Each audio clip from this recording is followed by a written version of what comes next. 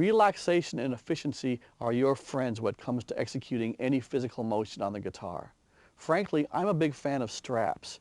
Even though you don't technically need a guitar strap to play when you're sitting, they help me be more relaxed because I don't have to feel like I'm hanging onto the guitar. Also, they allow me to keep a very consistent playing position between my sitting position and my standing position, which I think helps an awful lot. Here's another thing that straps allow me to do. They allow me to control the angle of the guitar relative to my body. This allows me to flare the neck out a little bit and reach forward to the neck, which feels a little bit more comfortable to me. This also solves the problem of what to do with the right hand because it makes the reach a little bit less in the right hand, which is also very relaxing. When it comes to the left hand, I tend to play with a basic classical style technique where I keep my left hand fingers fairly parallel to the frets. I use a natural curve of the fingertip. I don't extend too much. I don't curl too much. And I always play up on the tips of the fingers. Let me make an important point about the left hand thumb.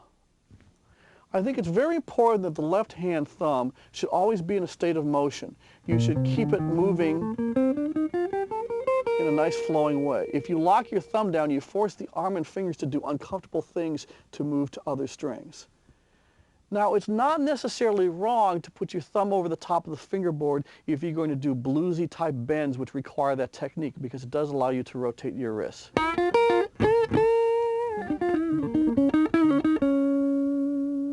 So if you use this technique of putting your thumb over the fingerboard for these kind of bends, that's fine, but when you're done, get your thumb back behind the fingerboard and get up on your fingertips.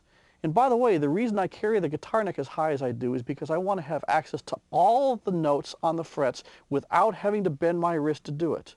Again, keeping things very relaxed. Now it comes to the right hand. When I'm playing pick style, I hold the pick between my thumb and index finger, and I make sure that as much of the fleshy part of the thumb is on the pick as possible. The thing that I see young musicians do, which I very much disagree with, is to use anchors. I don't want you pressing your hand down on the strings or holding onto the top of the guitar. Keep things flowing much more nicely. If you need a physical reference, you can lightly touch the top string with your pinky finger when you're playing on the low strings, and then when you progress to the higher strings, you can allow the bottom part of the thumb to graze over the top of the strings. When it comes to playing fingerstyle with the right hand, we don't have anywhere near enough time to go into real classical guitar technique, though let me suggest to you that studying classical guitar is a very, very good idea. A couple basics of right hand technique. Again, use a nice natural finger curvature. You're using this motion of the fingers, not this motion. Okay? You do want your thumb and your index finger to miss each other. Don't play like this. Allow them to go past each other so they don't interrupt each other's motions.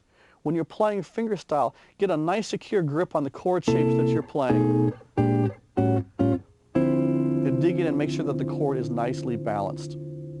Fingerstyle playing has become a much more important part of jazz guitar playing than it was, say, 20 or 30 years ago. Hopefully these tips will give you some ideas on how to modify and improve your own technique.